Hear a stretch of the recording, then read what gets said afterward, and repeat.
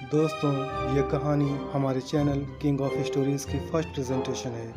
ये कहानी एक गरीब किसान और उसके दो निकम्मे बेटों पर आधारित है, जिसका टाइटल है गरीब किसान की कहानी। तो आइए चलते हैं, कहानी का आगाज़ करते हैं। एक किसान था जिसके दो बेटे थे।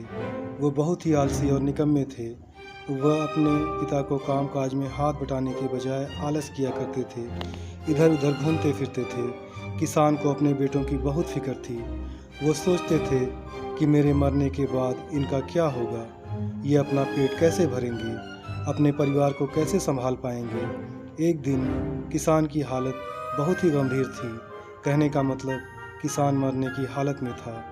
तभी किसान ने अपने दोनों बेटों को बुलाकर उनसे कहा कि हमारे खेत में एक ख़जाना गड़ा हुआ है, लेकिन वह किस जगह है उसकी जानकारी मुझे भी नहीं है, लेकिन खोदने के बाद तुम्हें वो ख़जाना मिल जाएगा।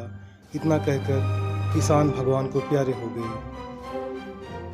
खजाने की खबर सुनकर दोनों बेटों के मन में लालच आ गया और वो दोनों खेत पर चले गए और खेत को खोदने लगे। खजाने की लालच में कुछ ही दिनों में पूरे खेत को खोदने के बाद वह घर जाकर बैठ गए और वह अपने पिता को कोसने लगे। इसी तरह कुछ महीने बीत गए और वर्षा ऋतु का आगमन हुआ। किसान के बेटों के पास पेट भरने के लिए सिर्फ एक ही जरिया था, वह था खेती।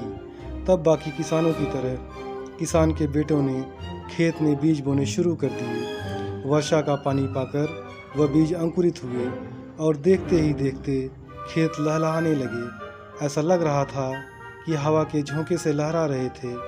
यह देखकर किसान के बेटे बहुत खुश हो गए। उनको समझ आ गया कि परिश्रम ही सच्चा धन होता है, और वो उसी तरह से अपने पिता के शब्दों का मोल भी समझ गए और अपने काम काज में लग गए।